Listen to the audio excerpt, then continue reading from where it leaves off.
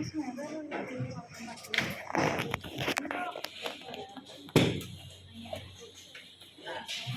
aja.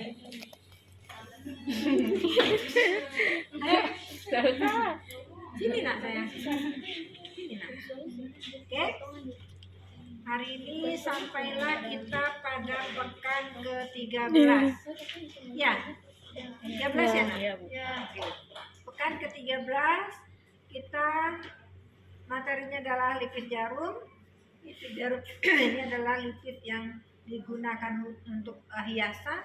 Dia tidak mengandung kelonggaran apapun, tapi dia hanya sebagai hiasan. Ya, saya ingat hiasan pada tahun 78 atau 79 saya bekerja di Batik Sidomukti di Jalan Saharjo. Saya udah tua ya saya ya. 79 tuh saya kerja di situ. Ya, oke. Tahun 79 Batik Sidomukti itu adalah batik yang sangat digemari oleh orang Barat. Ya. Nah di situ dia menggunakan lipid organizer untuk rok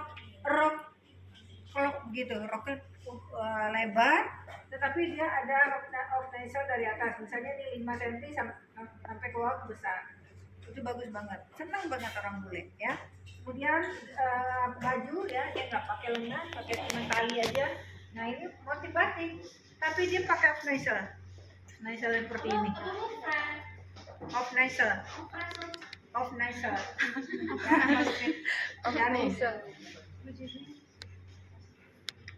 atau lipid jarum ya. Nih seperti ini tuh, bukan lagi kurang sehat nih ya, seperti ini ya. Nah ini dia hanya sebagai hiasan ya. Saya juga pernah membuatkan untuk cucu saya pakai bahan jeans ya, kemudian benangnya merah, bagus banget ya, jadi sebagai hiasan. Oke.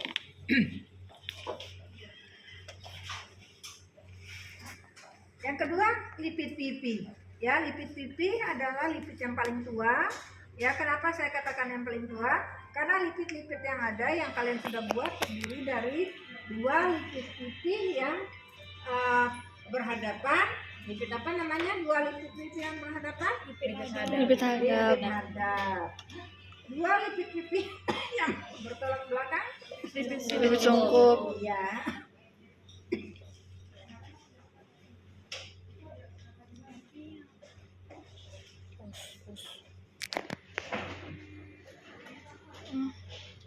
Ya, karena kalian sudah membuat lipid yang lain.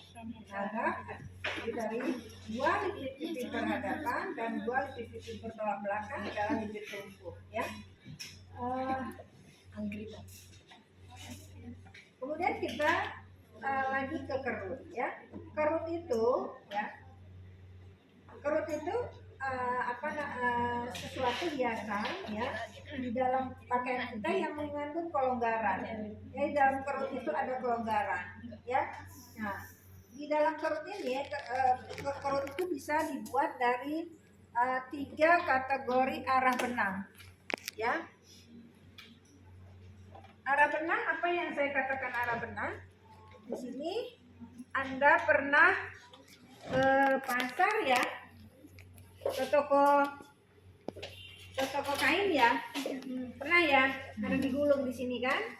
Nah ini adalah, kalau kita buka itu adalah benang yang panjang, ini adalah serat benang panjang. Benang yang melebar ini disebut dengan serat yang pakan lebar ya. Kalau kamu sudah mengambil mata kuliah ilmu tekstil, kamu sudah tahu benang lunsin dan pakan? Sudah? Lunsin adalah arah benang panjang yang masuk ke gulungan ini ya, sedangkan pakan adalah yang melebar, sedangkan yang ini adalah diagonal ya. Nah kenapa tiga arah serat benang ibu sampaikan? Karena di sini akan kelihatan perbedaannya di dalam gambar ya. Ini adalah gambar kerut yang terdiri dari bahan diagonal ya. Jadi bahan diagonal itu tampilannya lebih lembut, lebih bervolume, kemudian kalau kerutnya di atas ini dia tidak pernah langsung ke bawah. Dia di bawah ini lebih bergelombang, lebih bervolume, ya. Ini Ibu sudah contohkan tadi cara membuatnya. Nih, ya, kelihatan? Kelihatan dari belakang dia lebih bervolume, ya. Tapi kalau ini tuh kelihatan dia Jatuh. beda nggak? Coba kalian analisis apa bedanya? Yang ini lebih ngembang. Nih Lebih ngembang, lebih lebih, menggembung, ini lebih turun, lebih jatuh. ini lebih apa nak? Jatuh. Ini lebih jatuh, hanya menukik, ini melayang-layang, Ya. ya. Ini bervolume, ini begitu aja, ya. Kemudian dari kerutannya kalian bisa lihat dari atas kerutannya bisa ada garis ke bawah, ya. Iya. Nih Ibu bilang analisis. Sedangkan ini nggak pernah sampai bawah karena bawahnya gelombang. Padahal ukurannya sama, tekniknya sama, tetapi hasilnya kalian lihat, ya. Ini adalah bahan garis panjang, serat panjang benang, ini adalah diagonal, ya. Jadi dari badan, ya. Kalau Ibu bikin begini, nah kelihatan perbedaannya? Kelihatan banget ya. Nah, kalau yang garis panjang, arah serat benang panjang, ini tuh lihat ada garis ke bawahnya.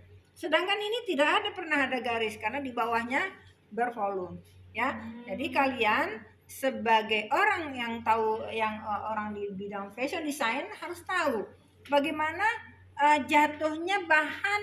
Kalau misalnya nih jatuhnya bahan nih, kalau kita begini kan kita harus tahu, ya. Coba kalian lihat tuh, kalau nih dijatuhkan dia pasti bertajam, ya. Nah ini seperti ini, ya. Bisa kelihatan, ya. Ini gembung, ini lurus, ya. Oke. Nah berarti ini adalah membantu kalian membaca gambar nanti pada mata kuliah analisa model. Kalau analisa model seperti ini, berarti pasti kalian mencari bahannya yang panjang. Tapi kalau bahan bergelombang, pastinya kalian cari bahan yang serong. Ya, pasti. Tapi apabila kalian lupa, akhirnya apa? Gambar tidak tercapai. Nah, ini yang sering adanya di tugas akhir, ya. Gambarnya begini tapi dipakai oleh pragawatinya begini. Akhirnya apa yang dilakukan kalau udah begini? Ganti gambar apa ganti karya? Ganti kali. Pilihannya dua. Ganti gambar berarti kalian kurang kemampuan membaca, nilainya jadi kurang. Kalau misalnya ganti bahan, kurang waktunya sama uangnya. Pilihannya dua, ya. Pilihannya dua. Nah, makanya supaya kita jangan dihadapkan oleh pilihan yang dua itu, kita belajar dari sekarang. Kalau gambarnya gini, tekniknya gimana? Kalau gambarnya gini, tekniknya gimana? Teknik meletakkan pola pada bahan gimana? Oke? Kalau gambarnya bergelombang, teknik meletakkan pola pada bahan pastinya ya. Pastinya tanda di pola seperti ini. Ya, otomatis meletakkan pola pada bahannya kering. Apa kering ya? Oke? Ya, kalau tanda pola begini, berarti Anda ingin mewujudkan gambar yang begini, yang bervolume, ya.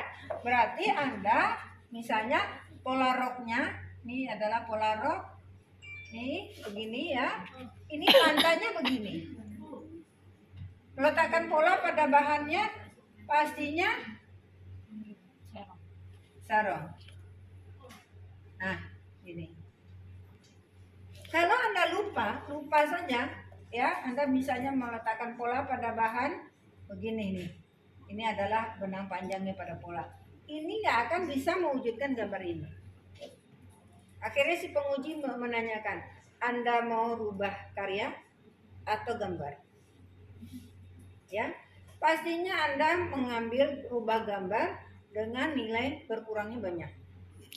Karena ketidaktelitian, tidak mampu membaca gambar. Nah, itu nilainya besar kekurangan. Kalau Anda pilih gambarnya tetap, ininya dirubah, besar uangnya sama waktunya. Ya, makanya dari sekarang itu latihan. Gambar begini, teknik jahitnya gimana, meletakkan polanya bagaimana. Harus dari sekarang. Nggak boleh nanti, oh iya, ini Bu Nina ngomong apa dulu ya? Nggak bisa. Harus belajar, ya. Oke?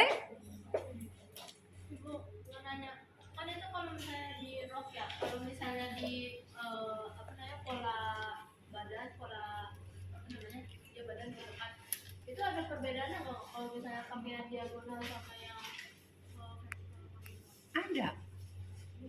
Ya, yang pertama kita lakukan adalah membaca gambar.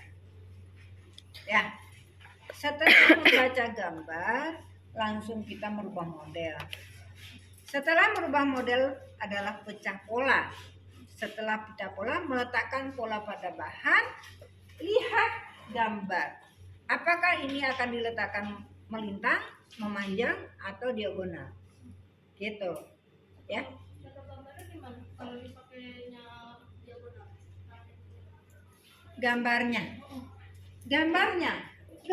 kalau diagonal pasti begini.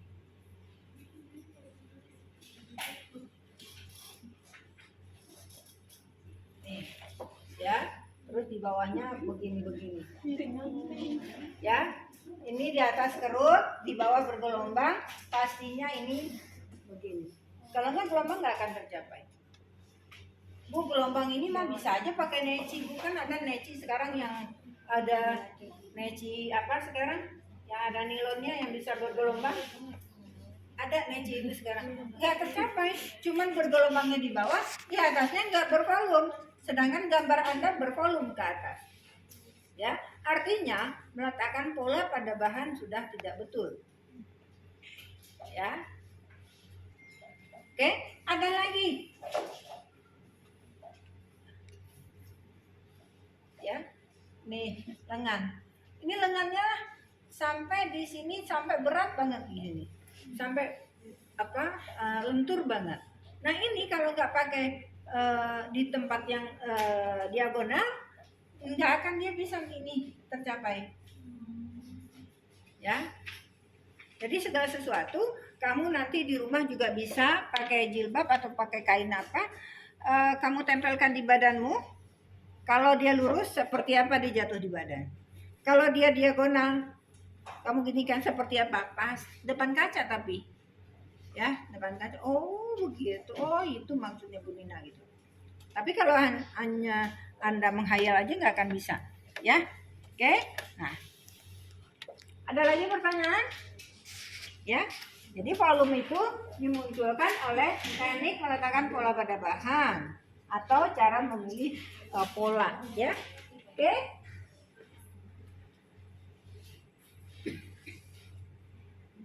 Nah, sekarang kerut, ya.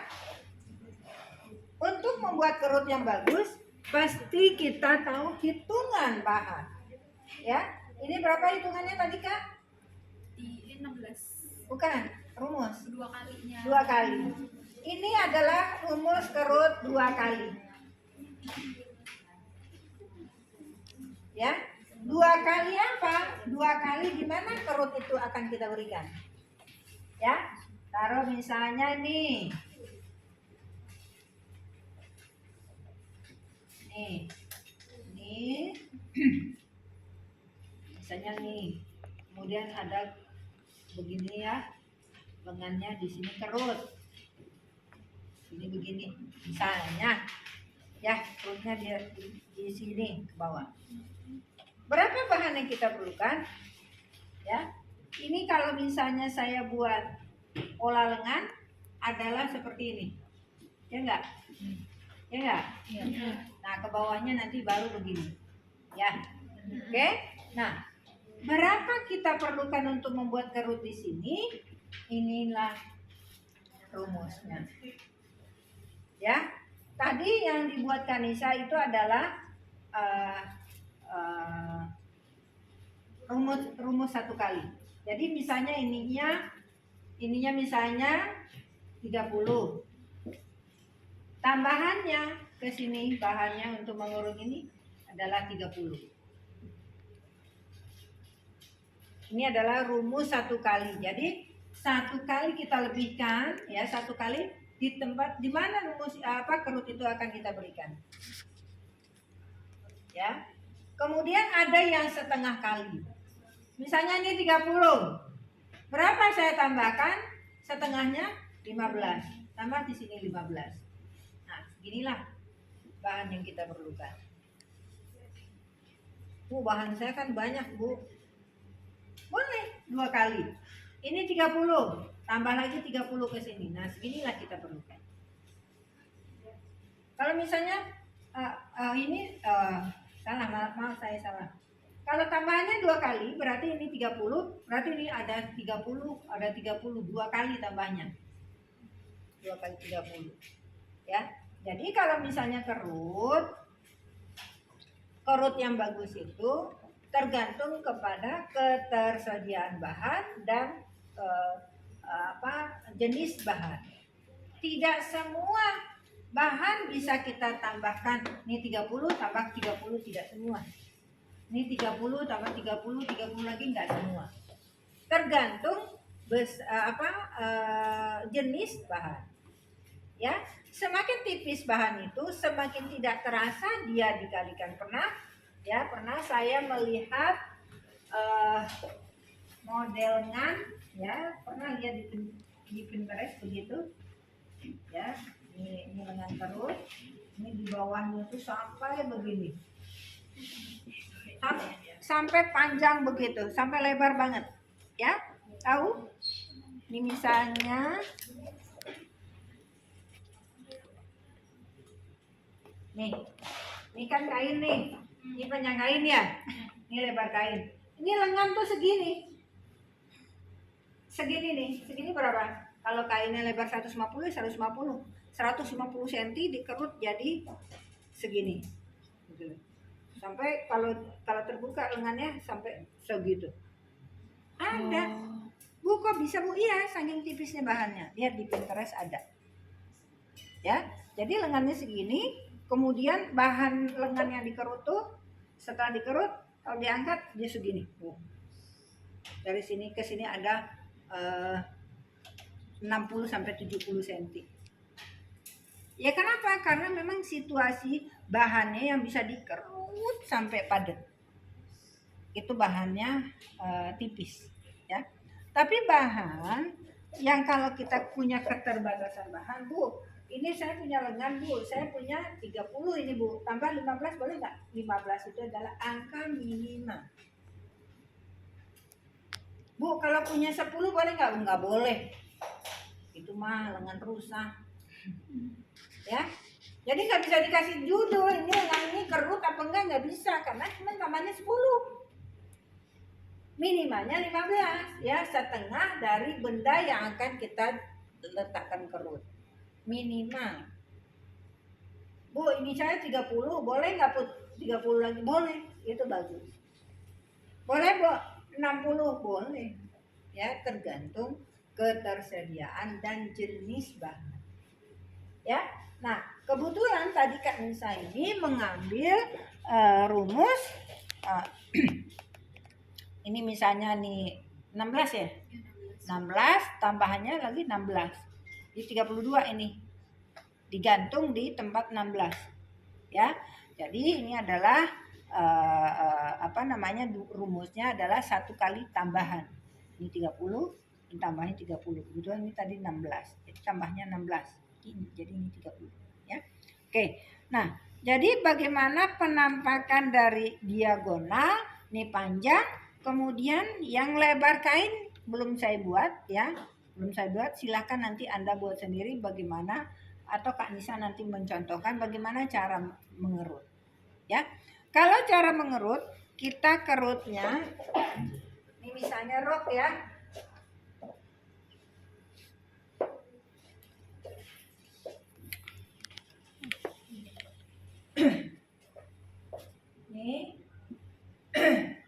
Ini adalah tanda garis pola. Ya, garis pola, kemudian kita 2 mili ke atas kita jahit, 2 mili ke bawah kita jahit, sehingga jadinya ada jahitan atas dan bawah di sini nanti sebagai garis bantu. Nah, udah selesai baru dibuka dan hasilnya seperti ini. Ya, oke? Jelas? Ada yang mau ditanyakan? Silakan. Untuk serat diagonal itu seratnya cuma bisa dipakai buat kerut-kerutan dong atau bisa yang lain juga? Diagonal itu untuk mewujudkan gambar, kalau ada gambar itu yang bergelombang, gambar yang bervolume, itu diwujudkan dengan diagonal. Jadi tidak hanya kerut saja, boleh untuk yang lain juga. Ya, oke, silakan. Nah, kalau kalian membuat rok lock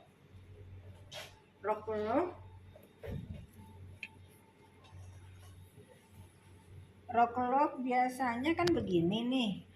Kalau kalian sudah ngambil konstruksi pola, udah tahu gambar rok lingkar. Nah, tengah muka dan tengah belakang harus ada di kain serong. Ya, nih ada nggak? Ada kain ini lagi nggak? Amat? Habis. Itu mumpung ada orang. Dah. Ya, Ibu mau membuat gambar rok setengah lingkar. Sudah belajar rok setengah lingkar, Nak? Sudah? Oke. Ini sebetulnya tidak materi, Ibu ingin aja iseng.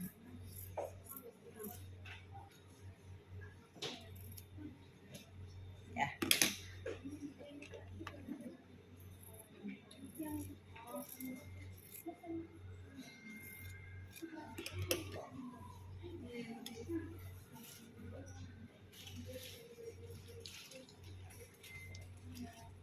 Ini panjang kain, ini lebar kain.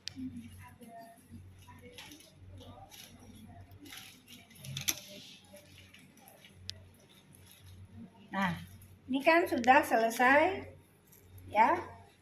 Ini sudah selesai pola rok lingkar, ya, rok setengah lingkar, ya. Nah, sini ada lebar kain, ini panjang kain. Nah, di mana tengah muka? Tengah muka itu bukan di sini terus ini resleting, bukan. Nih. Bukan, ya. Jadi, untuk di tengah muka ini bukan lurus kain. Tetapi dia adalah diagonal kain. Paham? Nah, bagaimana caranya? Ini. Ya. Jadi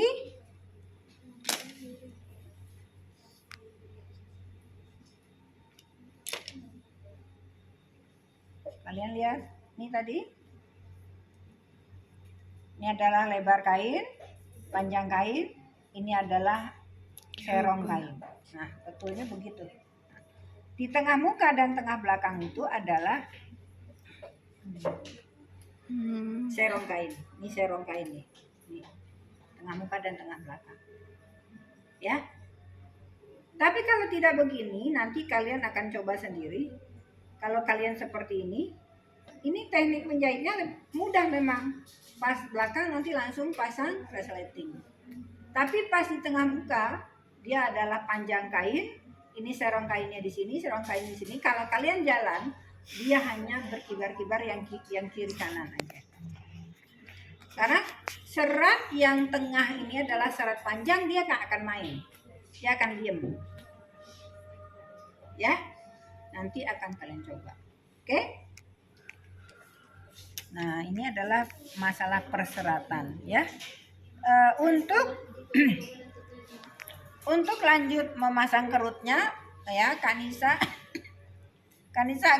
akan membantu Ibu ya bagaimana teknik mengerut ya. Teknik mengerut ini adalah tanda pola. Misalnya ini tanda pola. Nah, misalnya tanda pola, kita menjahit 2 mili ke atas, 2 mili ke bawah dari tanda pola. Jadi kita membuat kerut itu adalah membuat jahitan kerutan 2 kali dengan arah yang sama. Kemudian nanti untuk mengerut ambil benang sekoci, jangan benang atas. Ya. Nah, sebelum memasang ini ke sini ya, ini dibagi 4. Ditandai tengah, tandai lagi yang ininya semuanya sehingga dibagi 4 nanti waktu menempelkan ke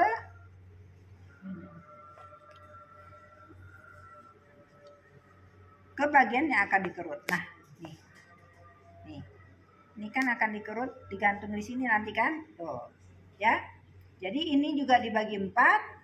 Ini juga dibagi 4 sehingga kalau sudah dikerut nanti akan terlihat seperempat sehingga mudah untuk kalian membuat rata kerut.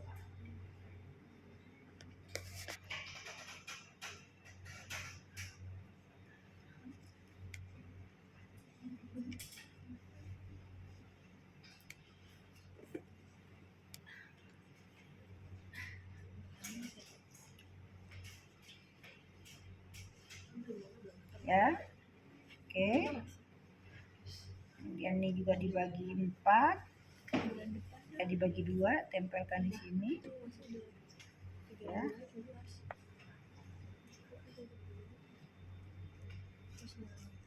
Nah, upayakan kalian setiap mengerut itu dibagi rata seperti ini. Tuh.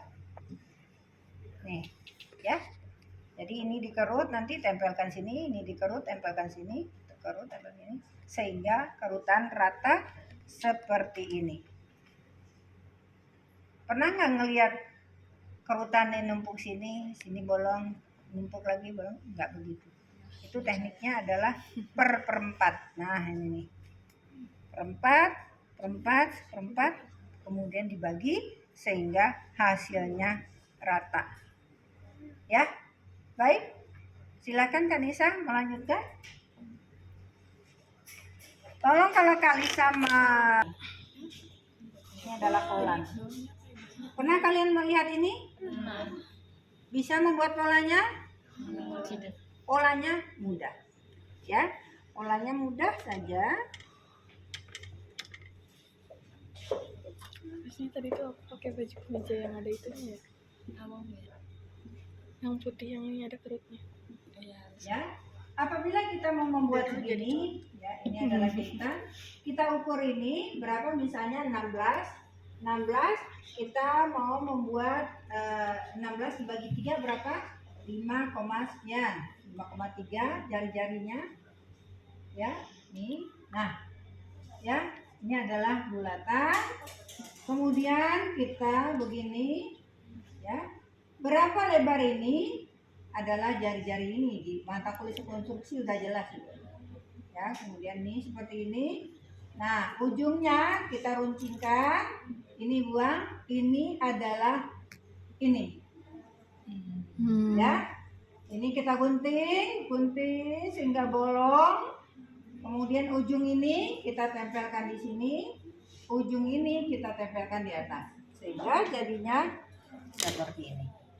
Wow. Gampang kan? Ya. Ya. Oke, nanti Kanisa akan praktekkan sekalian dengan ini. Ya. Tadi ada yang selesai nggak? Yang tadi pagi? Belum ada yang selesai. Ya. Semoga yang ini kelas ini selesai. Ya. Oke, lanjut Kanisa. Kanisa udah siapkan ini apa nggak ada bahannya? Oh, udah.